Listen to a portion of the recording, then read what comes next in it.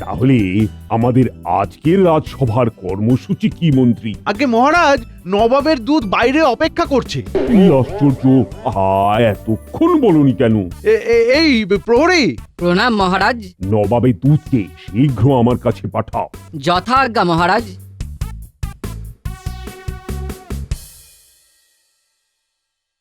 মহারাজের জয় হোক।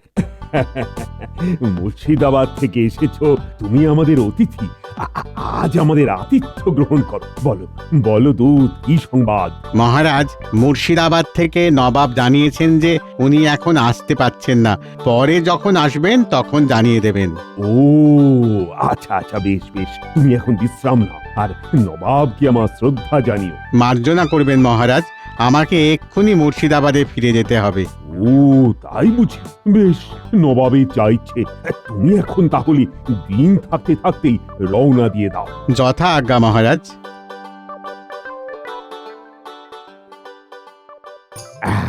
তাহলে নবাব এখন আসছেন না।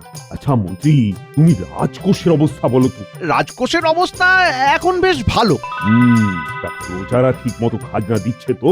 আগে তা দিচ্ছে মহারাজ। এই বছর ভালো ফসল হয়েছে, কারিগররাও সবাই ভালো আছে, বণিকেরাও ভালোই ব্যবসা করেছে। মহারাজের মনে হয় রাতে ভালো নিদ্রা হয়নি। অবশ্য আমারও হয় না, বড় মশার উপদ্রব মহারাজ। আপনাকেও কি রাতে মশাই বিরক্ত করে মহারাজ? না হে গোপাল, মশারা আমার কাছে আসার ঠিক সাহস পায় না। আসলে মাথা ঘামানোর মতো কাজ না থাকলে ঘুম পায় বটে, যদিও সেটি খুব ভালো লক্ষণ নয় বলেই আমার মনে হয়। তাহলে মহারাজ, আমাদের কর্মসূচি দাঁড়ালো যে কিচ্ছু না, সব যখন ঠিকঠাক চলছে তখন আমি ভাবছি একবার ভ্রমণে যাব পাহাড়ে, সাথে তোমাদের রানীমাও থাকবেন। একদম ঠিক বলেছেন মহারাজ, এটা আমারও মনের কথা। আপনি আপনি কোথাও ঘুরে আসুন। মন্ত্রী মশাইয়ের উৎসাহ যেন একটু বেশি। মনে হয় মহারাজ না থাকলেও খুব খুশি হয়। কিন্তু মহারাজ, সে তো অনেক দিনের ব্যাপার। মানে আপনার ফিরে আসতে আসতে 2 মাস তো হবেই কমপক্ষে। মাত্র 2 মাস? আমি তো ভাবলাম 6 মাস। 6 মাস মহারাজ অনুপস্থিত থাকলে রাজ্য রসাতলে যাবে। তাছাড়া এটাও আমার প্রশ্ন, এই 2 মাসে রাজ্য চলবে কি করে মহারাজ? গোপাল গোপাল, তুমি বেশি প্রশ্ন করছো। রাজ্য কিভাবে চলবে সেটা মহারাজই বলে যাবেন। জ্যোতিষী, তুমি বলো তো, আমার এই সময় ভ্রমণে কোনো সমস্যা আছে কিনা? মহারাজ, যদি সাগরে যেতেন তাহলে বিপদ ছিল, কিন্তু আমার গণনায় আপনার পাহাড়ে যেতে কোনো বাধা নেই। মহারাজ, আপনি চিন্তা করবেন না, আমি তো আছি। আর আপনার সাথে লোক লস্কর সৈন্য সবাই থাকবে। মন্ত্রী বড়ই উৎসাহী দেখছি। কিন্তু মহারাজ, আমার মনে হয় এক্ষুনি আপনার যাওয়া ঠিক হবে না। কিছুদিন ধৈর্য ধরে যান মহারাজ। আশ্চর্য! গোপাল, তুমি কি মহারাজের যাত্রা পণ্ড করতে চাও নাকি? আসলে গোপাল তো আমাকে বড়ই ভালোবাসে, তাই চিন্তায় পড়ে যাচ্ছে। কিন্তু তুমি রাজ জ্যোতিষীর কথা শুনলে তো গোপাল, আমার কোনো ভয় নেই। আর এখন রাজ্যে সবকিছু শান্তিপূর্ণ ভাবেই হবে। আর আমার অনুপস্থিতিতে মন্ত্রী, তোমাকেই কিন্তু রাজ্য সামলাতে হবে। বিলক্ষণ মহারাজ, বিলক্ষণ। আপনি নিশ্চিন্তে যাত্রা করুন। না মহারাজ, আপনাকে কয়েকটা দিন থাকতেই হবে। হয়তো এমন কিছু ঘটবে যেখানে যেখানে আপনার থাকাটা ভীষণ দরকার মহারাজ। গোপাল গোপাল, তুমি বড় কথায় কথায় মহারাজের যাত্রার বিঘ্ন ঘটাচ্ছ। আচ্ছা আচ্ছা আচ্ছা, তোমার কথাই মেনে নেব গোপাল। আমি আরো 7 দিন অপেক্ষা করছি। এই 7 দিনে যদি এমন কিছু না ঘটে, মানে যেখানে আমার থাকা খুব জরুরি, তাহলে কিন্তু নিশ্চিন্ত ভাবেই আমি পাহাড়ের জন্য যাত্রা শুরু করব। আজ্ঞে মহারাজ। আবার 7 দিন কেন মহারাজ? মন যখন চাইছে তখন কালকেই কোনো ভালো সময় দেখে। না মন্ত্রী, না, গোপালের কথাই থাক। আমি বরং 7 দিন আরো দেখি। মন্ত্রী মহারাজ, আমার অনুরোধ কখনোই একেবারে ফেলে দেন না।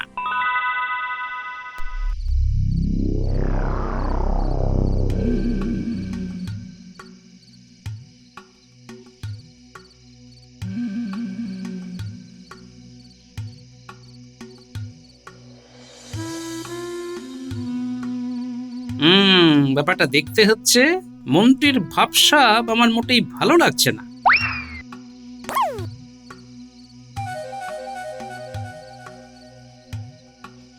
ঠিক ধরেছি, মন্ত্রী এমন ভাবে যাচ্ছে যেন সে চাইছে না যে তাকে কেউ অনুসরণ করবে। কি আশ্চর্য, মন্ত্রী ওই জঙ্গলের দিকে যাচ্ছে কেন?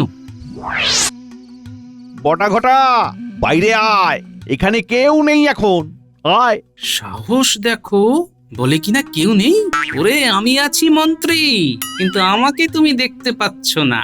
তাহলে তুমি এসেছো দুটো চোরের কাছে, হ্যাঁ? তুই একা? ঘটা কই? ও একটু দূরে গেছে কিছু কাজ নিয়ে, কদিন পরে ফিরবে।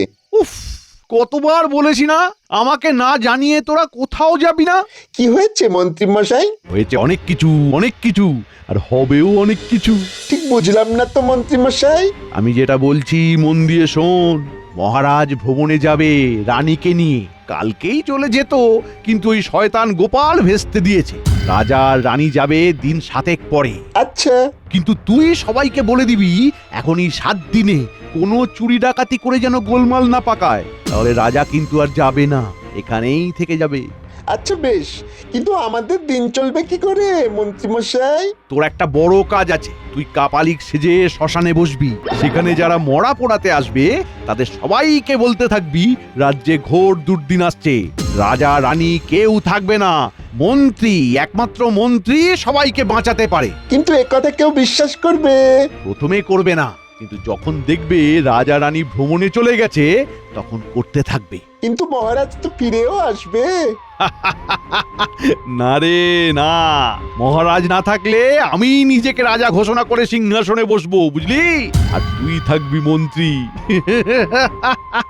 বলেন কি সত্যি? আরে মহারাজ ফিরে আসতে থাকলে তাকেই কৃষ্ণনগরে ঢুকতেই দেব না, একেবারে তাড়িয়ে দেব। প্রণাম মহারাজ, আমি তাহলে এই রাজ্যের পরের মন্ত্রী। ওই গোপালকে তাড়াবো, আর ঘটাও বিশেষ সম্মানের জায়গায় থাকবে। কিন্তু এখন যেটা বললাম সেটাই কর, আজ রাতেই চলে যা, কাপালিক সেজে শ্মশানে বসে পড়, আমি যাই, কেমন? এই তাহলে মন্ত্রী ভাবছে মহারাজকে নাকি ঢুকতেই দেবে না। আমিও গোপাল ভাঁড়, দেখি কত ধানে কত চাল।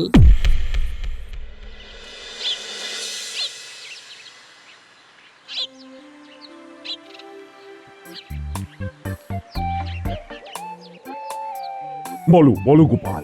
মহারাজ, এই বাগান তো বড়ই মনোরম, আপনি এখানে ঘুরেই তীর্থ ভ্রমণের স্বাদ পেতে পারেন। কি জানো গোপাল, এই বাগানে আমি বহুদিন ধরেই ঘুরছি, আনন্দও পাচ্ছি, কিন্তু এই মুহূর্তে রাজসভাতে বিশেষ কাজ নেই যখন, তখন ভাবি যাই যাই একটু পাহাড়ে ঘুরে আসি। আর পাহাড় তো খুব সুন্দর। আমার তো আবার পাহাড়ে ওঠার কথা ভাবলেই বুক একেবারে ধড়ফড় করে।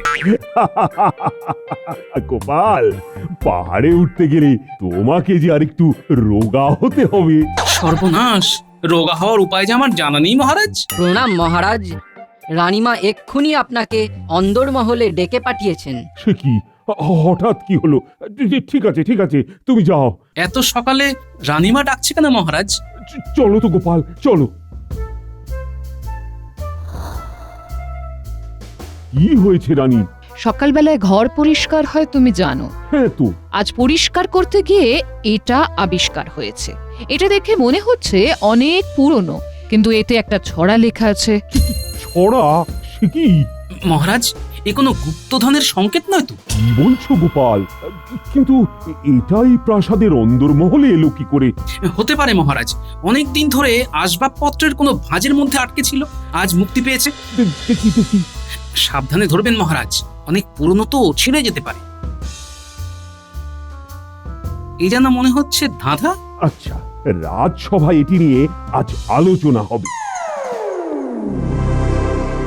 সভা কবি, শুরু করো।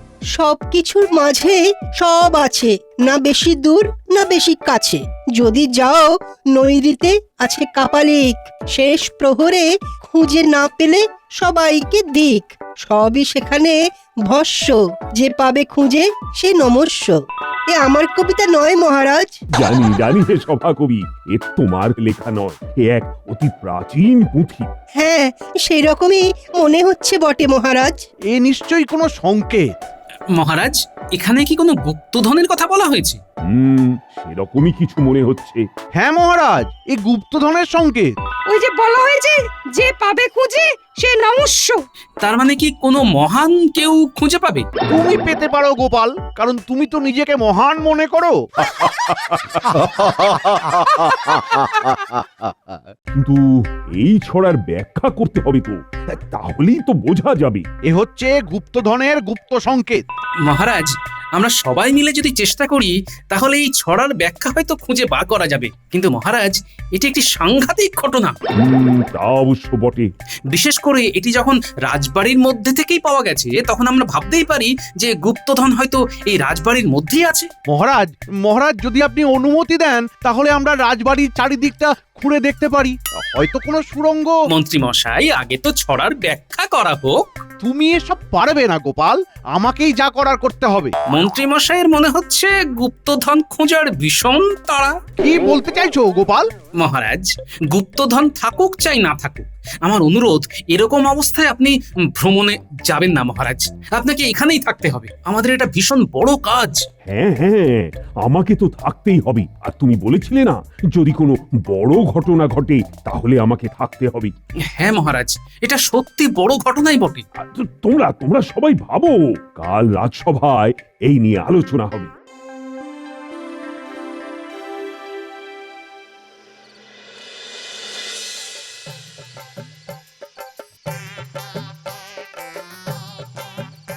সুবল, দাঁড়া দেখি। গোপাল কাকা যে রাজবাড়ি থেকে ফিরছো? হ্যাঁ শোন, তোর সাথে আমার জরুরি কিছু কথা আছে, বুঝলি? আমার একটা কাজ তোকে করতে হবে। বলো বলো দেখি। তোকে আজ রাতে আমার সাথে শ্মশানে যেতে হবে। বলো কি? সেখানে এক কাপালিক আছে। ওরে বাবা! তুই তাকে প্রণাম করে একটা মোহর দিবি। এই নে, এটা রাখ। তারপর? শুনবি কাপালিক কি বলে। তুমি কোথায় থাকবে? আমি থাকবো, একটু তফাতে থাকবো, বুঝলি? বিপদ দেখলে আমি কিন্তু দৌড় দেব, বলে রাখলাম। আরে তুই কোনো চিন্তা করিস না, আমি আছি তো। আর এই কথা কাউকে বলবি না, চলে আসিস।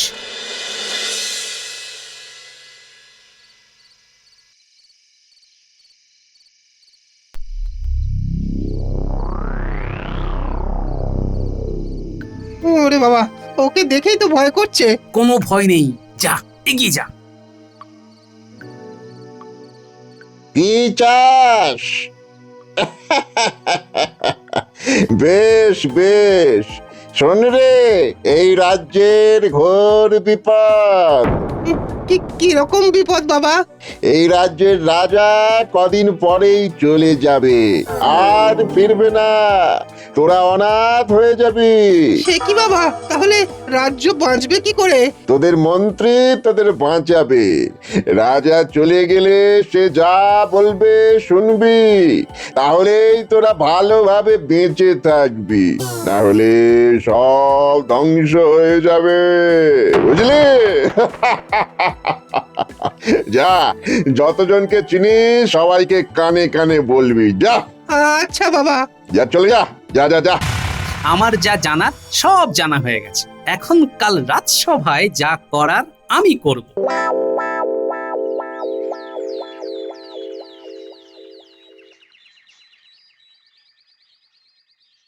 ছড়ার মানে আমি বুঝে গেছি মহারাজ, এ খুব সোজা, আমরা জটিল করে ভাবছি। তাই নাকি? তা বলো শুনি। বলো বলো গোপাল। মহারাজ, ছড়ার প্রথম দুটি ছত্রে লেখা আছে সবকিছুর মাঝে সব আছে, না বেশি দূর না বেশি কাছে। অর্থাৎ যেখানে সব মানে মৃতদেহ আছে আর তাকে ঘিরে তার পরিজনেরা আছে, তারাই তো সবকিছু। তার পরের ছত্রে বলা হয়েছে যদি যাও নৈরিতে আছে কাপালিক, শেষ প্রহরে খুঁজে না পেলে সবাইকে ঠিক। অর্থাৎ রাজবাড়ির নৈরিত কোণে যদি কিছু দূর যাওয়া যায় তাহলে আমরা পাবো শ্মশান। দেখুন মহারাজ, সব মিলে যাচ্ছে। শ্মশানে মৃতদেহ আছে, পরিজনেরা আছে, আর ছড়ার শেষ ছত্রে বলা হয়েছে সবই সেখানে ভস্য, যে পাবে খুঁজে সে নমস্য। অর্থাৎ চিতাভস্যর কথা বলা হয়েছে মহারাজ। কিন্তু কাপালিক? যদি শেষ রাতে আমরা সবাই শ্মশানে গিয়ে দেখি কোনো কাপালিক বসে আছে, তাহলে বুঝতে হবে এই হলো সেই কাপালিক। তাকে ধরে আমাদের প্রশ্ন করতে হবে। আমি গোপালের ব্যাখ্যার সাথে একেবারেই একমত নই মহারাজ। এইসব আষাঢ়ে কাহিনী গোপাল মনে মনে বানিয়েছে। আর শেষ রাতে যদি শ্মশানে কাপালিককে পাওয়া যায় তাহলে কি বলবেন মন্ত্রী মশাই? বেশ, তাহলে আজকে তোমরা সবাই যাবে শেষ রাতে শ্মশানে। যদি কাপালিককে পাওয়া যায় তাহলে তাকে ধরে আনবে। আমি জানতে চাই কেন এই ছড়া, আর কে সেই কাপালিক। শয়তান গোপাল, আমি বুঝে গেছি। এই ছড়া তুই বেটা বানিয়ে লিখেছিস আর রানীমার ঘরে কোনোভাবে ঢুকিয়ে দিয়েছিস। কিন্তু বটার কথা তুই জানলি কি করে? আজ তুই বোকা বনবি, বটাকে বারণ করে দেব। মন্ত্রী, তুমি আজ সবাইকে নিয়ে রাতে শ্মশানে যাবে। নিশ্চয়ই মহারাজ, তবে আমি জানি গোপাল 100% ভুল। শোন বটা, তোকে এখন আর শ্মশানে যেতে হবে না। হে, আমার তো খুব ভালো লাগছিল। লোকজন একটু ভক্তি ভরে প্রণাম করছিল। আসলে আমাকে জীবনে কেউ তো এত সম্মান দেয়নি। আরে চুপ কর হতভাগা, মেলা কথা বলিস না তো।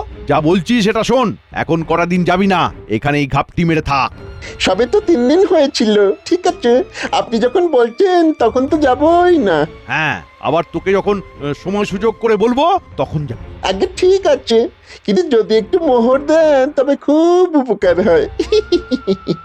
আহা, কি আনন্দ আমার। 2 দিন বাবু কাপালিক সেজেছেন আর তার এখনই কিনা মোহর চাই। হ্যাঁ, এখনো সবকিছু হবে না, পরে পাবি।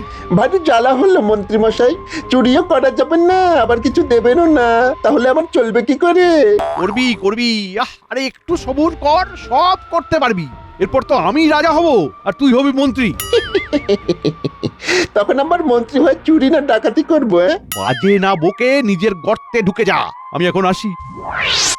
বাহ, দেখাচ্ছি তোমার চুরি ডাকাতি।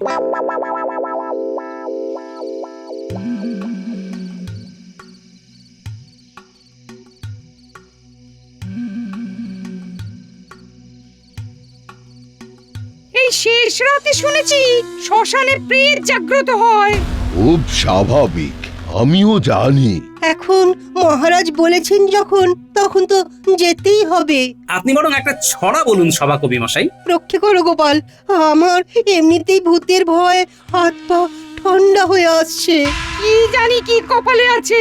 আমি গণনায় দেখেছি এই মুহূর্তে আপনার কোনো বিপদ নেই। আমি এইসব সামান্য জিনিসে ভয় পাই না, কিন্তু গোপাল তোমার এইসব বাজে কথায় সময় নষ্ট হলো, এমনকি রাতের ঘুমও নষ্ট হলো। যদি কাপালিক বলে কিছু না থাকে তাহলে ওই চিতাভস্মই তোমার জায়গা হবে, এ আমি বলে রাখলাম।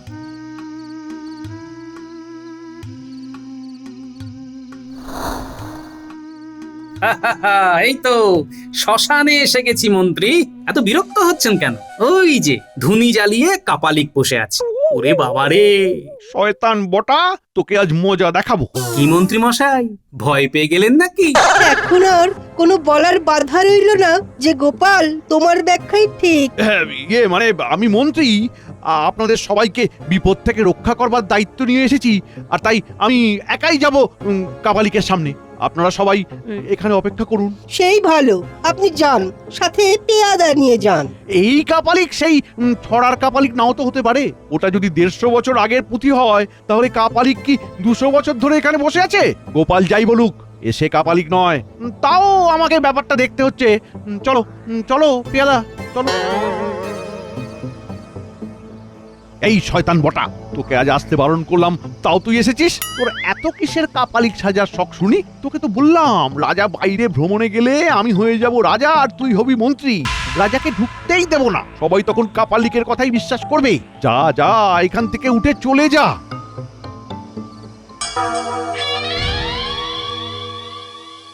এ কি মহারাজ, আপনি আপনি এখানে কি করছেন? আপনার তো রাজপ্রাসাদে থাকার কথা মহারাজ। সেখানে থাকলে কি তোমার শয়তানি জানতে পারতাম? এ কি কাণ্ড, মহারাজ কাপালিক সেজে এখানে? কোনো মন্ত্রী, ঠিক ধরেছ তুমি। ছড়া গোপালেরই লেখা। গোপাল তোমার ফন্দি সব জেনে এরকম একটা ছড়া লিখেছিল, কারণ আমি যাতে ভ্রমণে না চলে যাই। গোপাল আর রানী পরামর্শ করে এই পুঁথি তৈরি করে। কোনো ব্যাপার না মহারাজ, শাল পাতা তাওয়ার উপর রেখে একবার গরম করেছি আবার শুকিয়েছি, এইভাবে 5 বার করেছি। তখন ওই পাতা এত বিবর্ণ হয়ে যায় যে দেখে মনে হচ্ছিল যেন 150 বছরের পুরনো পাতা।